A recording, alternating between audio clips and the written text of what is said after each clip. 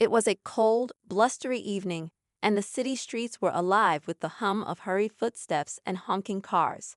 Among the crowd was a young boy named Jamal, his small frame barely noticeable as he weaved through the throng with a sense of urgency. At just 14 years old, Jamal had grown accustomed to the harshness of the world. Life hadn't been easy. His family struggled to make ends meet, and Jamal often bore the weight of those challenges on his slender shoulders. Clutching a brown paper bag filled with leftovers from his part-time diner job, Jamal hurried along the dimly lit sidewalk. His stomach growled with hunger, but he knew the food wasn't for him. His mom had taught him something valuable. Kindness doesn't cost a thing. Tonight, his heart felt compelled to live by those words. As Jamal turned a corner, he spotted a figure huddled near a bus stop bench. The man looked frail, his clothes tattered and barely enough to fend off the biting wind. He sat there, shoulders hunched, staring at the pavement as though it held all his answers. Jamal slowed his pace, his heart aching at the sight. He approached cautiously, unsure of what to say. "Excuse me, sir," Jamal said, his voice gentle but firm. The man looked up, his eyes reflecting a mix of weariness and surprise. "I thought you might be hungry," Jamal continued, extending the bag. For a moment, the man just stared, as if trying to comprehend the gesture. Then, his lips quivered into a faint smile. "Thank you, son," he whispered, his voice hoarse. Jamal noticed the deep lines etched into the man's face, evidence of years spent battling life's hardships. The man introduced himself as Thomas. They began to talk, their conversation flowing easily despite the cold seeping through their clothes. Thomas shared snippets of his life, how he once had a job, a family, and dreams that felt so distant now. Jamal listened intently, feeling an overwhelming sense of respect for the stranger who had faced so much yet remained kind and soft-spoken. Just as Jamal was about to leave, Thomas rummaged through his old, battered backpack. His hands trembled as he pulled out a small envelope. "I know this might seem odd, but you're the first person who's shown me kindness in a very long time," Thomas said, his voice thick with emotion. He extended the envelope toward Jamal. Confused, Jamal hesitated. "What's this?" "Open it," Thomas urged, his eyes glistening with tears. "And thank you for reminding me there's still good in this world." Jamal's fingers trembled as he tore the envelope open, revealing a folded check inside. When his eyes scanned the figure written on it, his knees nearly buckled. His breath caught in his throat, and his heart began to race. He blinked, certain he must be seeing things. $5,000? Jamal whispered in disbelief. His gaze darted back to Thomas, whose smile was warm yet bittersweet. "Why? Why would you give this to me?" Thomas took a deep breath, his gaze distant. "Because you helped me when you didn't have to. And because there's a story behind that check, one that you'll understand someday." Jamal stood frozen, tears welling up in his eyes as he clutched the envelope tightly. He had no idea what this act of generosity would mean for his life or how it would unfold. But one thing was certain, this moment would change everything. And then, as if the universe decided the story wasn't ready to end, Thomas stood up, nodding gently. "Take care, son, and always keep that kindness in your heart." Without another word, he disappeared into the night, leaving Jamal standing there, overwhelmed by the weight of what had just happened. Jamal stood rooted to the spot, the envelope trembling in his hand. The check felt unreal, like a prop in a dream he might wake up from any second. 1,000 thoughts swirled in his mind. Who was Thomas really? Why would someone with so little give away so much? And what kind of story could explain this unexpected act of generosity?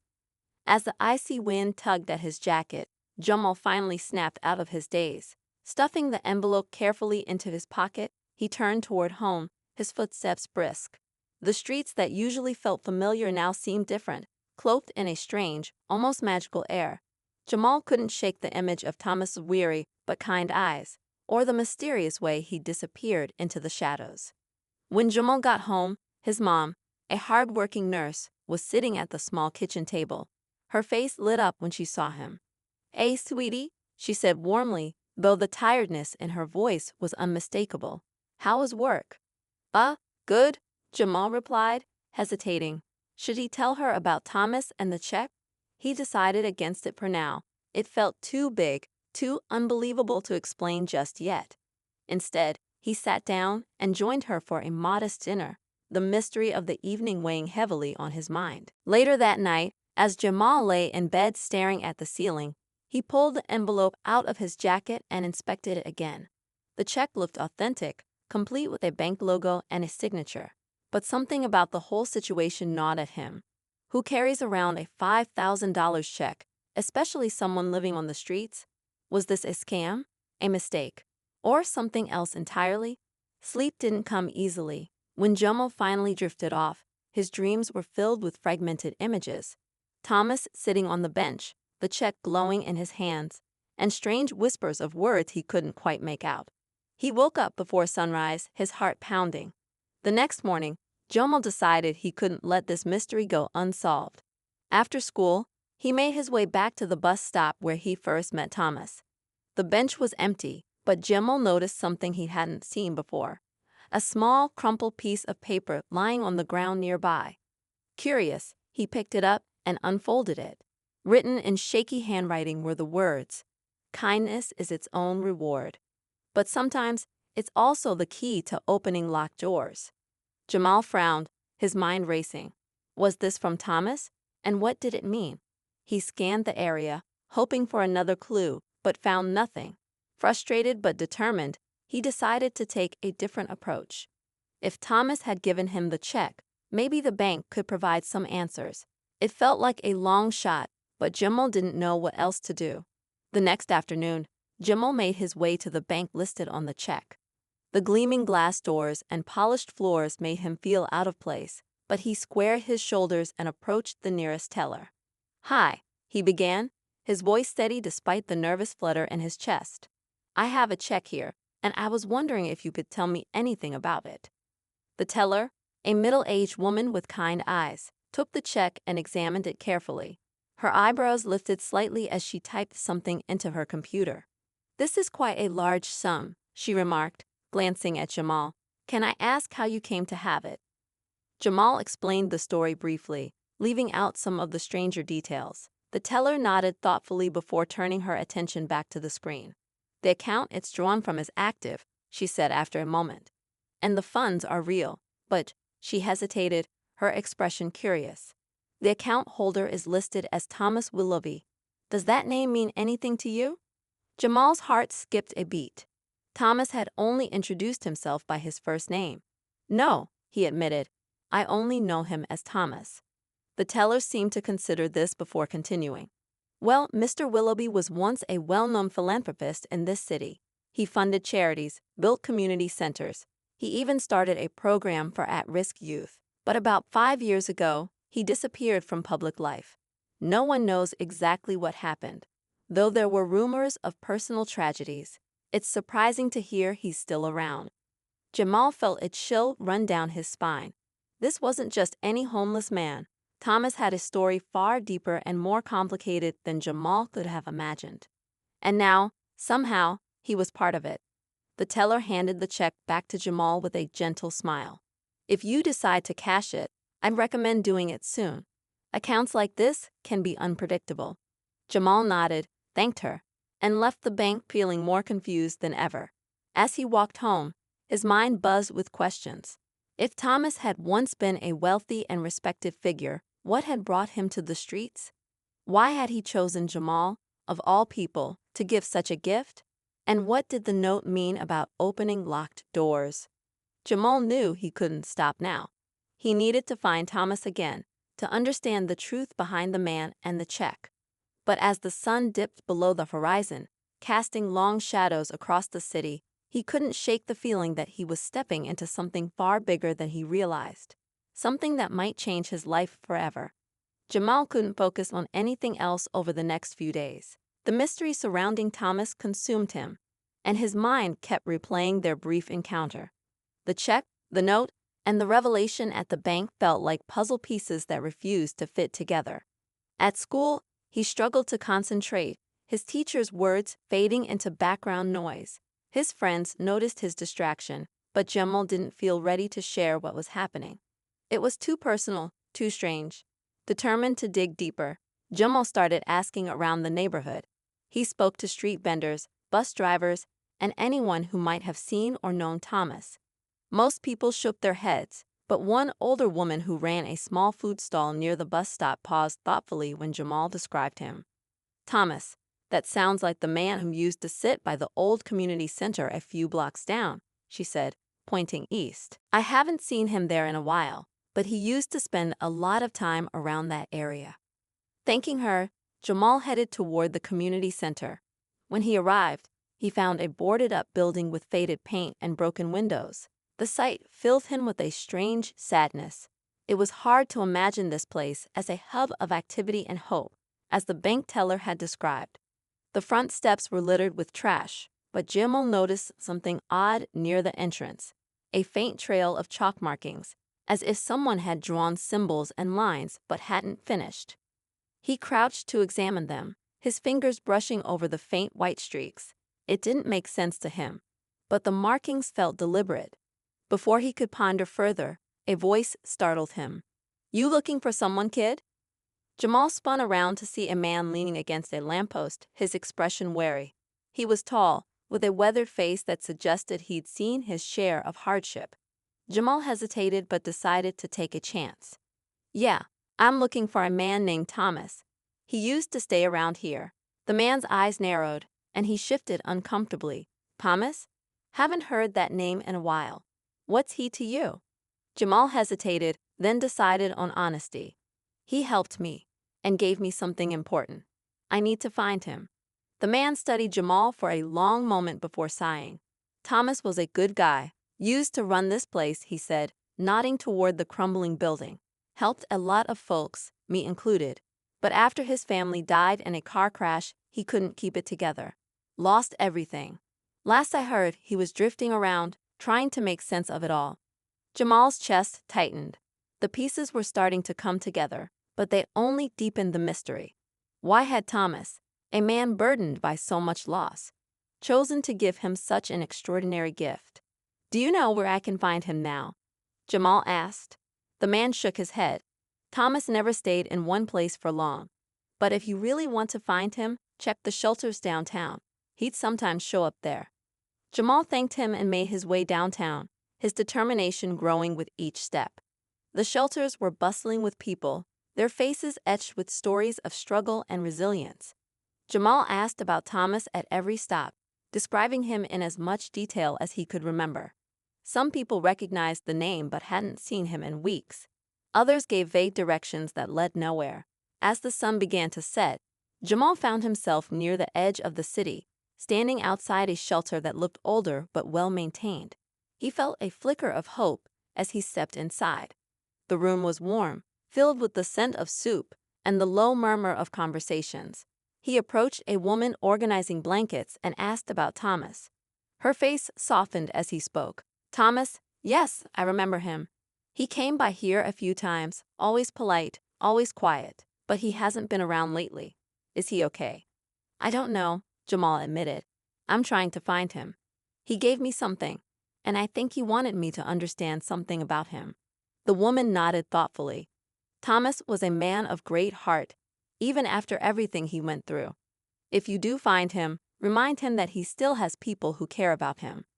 Jamal left the shelter feeling both closer to and farther from the answers he sought. The city lights flickered around him as he walked, casting long shadows on the pavement. He felt a mix of frustration and resolve. Every step of this journey seemed to lead to more questions than answers. But one thing was clear: Thomas had left a trail, and Jamal was determined to follow it. As he turned onto a quiet street, he noticed a figure sitting on a bench beneath a flickering street lamp. His heart leaped as he recognized the hunched shoulders and familiar silhouette. It was Thomas. Jamal quickened his pace, his breath catching as he approached. "Thomas," he called out, his voice echoing in the stillness. The man looked up, his face weary but recognizable. For a moment, their eyes met, and Jamal felt an overwhelming rush of emotions: relief, curiosity, and a deep sense of connection. But before he could say another word, Thomas raised a hand, his expression unreadable. "Not here," Thomas said quietly. "Follow me." Jamal hesitated but nodded, his instincts telling him that this was the moment everything might start to make sense. Thomas stood and began walking, his steps steady but deliberate, as if leading Jamal towards something significant. Jamal followed, the night air thick with anticipation. He didn't know where they were going or what Thomas would reveal, but he knew one thing for sure. This was only the beginning of a story far bigger than himself. Jamal followed Thomas through the quiet streets, each step echoing like a heartbeat in the still night. The city seemed to fade around them, the usual noises of traffic and chatter replaced by an eerie silence. Thomas didn't say a word as he walked, his figure a shadowy guide under the dim glow of streetlights. Jamal's mind raced with questions, his pulse quickening with every turn they took. Where was Thomas leading him, and why the secrecy? They finally arrived at an old, abandoned church at the edge of the city. Its towering spire reached toward the stars, and broken stained glass windows cast fragmented patterns on the ground. Thomas stopped at the heavy wooden doors, his hand resting on the worn surface. He turned to Jamal, his eyes searching, as though deciding how much to say. This place, Thomas began, his voice low and rough, used to be a sanctuary for me, a place where I could think, away from the noise and pain. Jamal nodded, his throat tight. He wanted to ask 100 questions, but something about Thomas's demeanor made him hold back. Instead, he followed him inside, stepping into the dark, cavernous space. Moonlight streamed through the broken windows, illuminating dust particles that swirled like tiny galaxies in the air. The silence was thick, almost sacred. Thomas led Jamal to a small corner of the church where a pile of belongings was tucked neatly against the wall. A few blankets, a battered notebook, and a collection of items that looked like they had been salvaged from the streets. Thomas sat down heavily, gesturing for Jamal to join him. "I know you've been looking for answers," Thomas said, his voice tinged with weariness. "And I owe you some. But first, I need to know, why did you help me that night? You didn't have to stop. Most people wouldn't." Jamal hesitated, the memory of that cold night flashing in his mind. "I don't know," he admitted. "You looked like you needed help, and I guess I just couldn't ignore that." Thomas smiled faintly, a hint of sadness in his expression. "Kindness," he murmured. "It's a rare thing in this world, and it's what brought us here tonight." Jamal leaned forward, his curiosity burning. "But why me? Why did you give me that check? And what's all this about opening locked doors?" Thomas reached for the battered notebook and opened it, revealing pages filled with scribbled notes, sketches, and what looked like journal entries. He flipped to a page near the middle and handed it to Jamal. The handwriting was shaky but legible, and the words sent a chill down Jamal's spine. "When the world takes everything from you, sometimes all you can do is give back. Look for the one who carries kindness in their heart. They hold the key to what comes next." Jamal looked up at Thomas, his chest tight with a mix of awe and confusion. "What does this mean?" Thomas sighed, running a hand through his graying hair. "After I lost my family, I lost myself," he said quietly. "I wandered, angry and broken, searching for meaning in the emptiness. But then I realized the only way to heal was to give, to help others find what I'd lost. You were different, Jamal. I saw it in your eyes that night. You weren't just helping me because you felt sorry. You saw me as a person. And that's rare." Jamal's heart ached at Thomas's words. He thought about how often he overlooked people like Thomas in the past, too focused on his own life to notice theirs. But what does any of this have to do with the check or the note? Thomas's gaze hardened slightly, a flicker of urgency in his eyes. "That check isn't just money, Jamal. It's a test, a challenge. You could cash it and walk away, and no one would blame you. But if you're willing to take a risk, there's something much bigger at stake." Jamal's breath caught. "What kind of risk?" Thomas leaned closer, his voice dropping to a near whisper. "There's a group of people who've been watching this city for years. They call themselves the Keepers. They believe in the power of kindness and generosity to change the world. I used to be one of them, before I fell apart. That check is their way of finding people who still believe in what they stand for. If you choose to use it wisely, you'll unlock something far greater than just money." Jamal's mind reeled. This was more than he'd ever expected, and the weight of Thomas's words pressed heavily on his shoulders. He thought about his mom, working long hours to make ends meet. About the neighborhood kids who struggled to find hope in a world that seemed stacked against them. And about the possibilities that Thomas was hinting at, possibilities that could change everything. But before Jamal could respond, a sudden noise shattered the quiet. The sound of footsteps echoed through the church, sharp and deliberate. Thomas's face darkened, his body tensing. "We're not alone," he muttered, rising to his feet. Jamal's pulse quickened as he turned toward the sound. A figure emerged from the shadows, their face obscured by the dim light. Whoever they weren't here by accident, and as they stepped closer, Jamal realized that the answers he sought were about to collide with dangers he hadn't anticipated. Jamal's breath hitched as the figure stepped closer, the faint glow from a shattered stained glass window illuminating their face. It was a woman, tall, with sharp features and eyes that gleamed with an intensity that made Jamal instinctively step back. Thomas stiffened beside him, his hands balling into fists at his sides. There was a tension in the air now, palpable and electric, as if the very walls of the church were holding their breath. "Thomas," the woman said, her voice calm but laced with an authority that sent shivers down Jamal's spine. "It's been a long time." "Too long, Maria," Thomas replied, his voice steady, but edged with something Jamal couldn't quite place. Fear. Regret. "What are you doing here?" Maria's gaze shifted to Jamal, her expression unreadable. "I see you found yourself a protege. I assume you've explained the stakes to him." Jamal's heart pounded, and his mind raced to keep up. "What is she talking about?" he whispered to Thomas.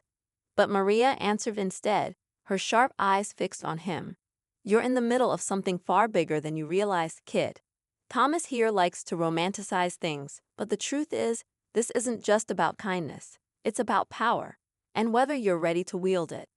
Thomas took a step forward, placing himself slightly in front of Jamal, as if shielding him. "Don't listen to her," he said firmly. "She's twisting the truth." Maria smirked, the kind of smile that made Jamal feel like she knew more about him than she should. "Am I? Or are you just afraid he'll make the same choice I did?" Jamal's chest tightened as the weight of their words sank in.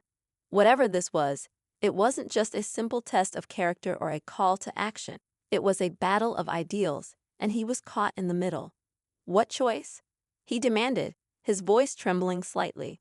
"What are you two even talking about?" Thomas sighed heavily, rubbing his temples as if the pressure of the moment was too much. "Maria used to be one of us," he said finally. "A keeper. But she betrayed everything we stood for. She believed that kindness and generosity were weaknesses, that the world needed something stronger, more decisive." Maria's smirk deepened. "And what's wrong with that? The world isn't saved by soft hearts, Jamal. It's saved by action, by force when necessary. The keepers are stuck in their delusions, thinking they can change anything with a smile and a handshake. I chose to face reality." Jamal looked between them, his mind spinning. "And where do I fit into all of this?"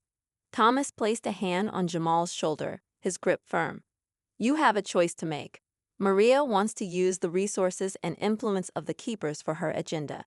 But if you stand with me, we can protect what the keepers were meant to be, a force for good, for hope." Maria laughed softly, the sound cutting through the tension like a blade. "You really think it's that simple, Thomas? That he'll just blindly follow you without hearing the other side?" She turned to Jamal, her eyes piercing. "Think about it, kid. The world is broken. People like you and me, we can't fix it with empty gestures. But with the right tools, the right choices, we can tear down what's broken and build something better." Jamal's head swam with the weight of their words. Everything he thought he understood about Thomas, the Czech, and even himself was now tangled in something much more complicated and dangerous. He wanted to believe in Thomas, in the simple power of kindness.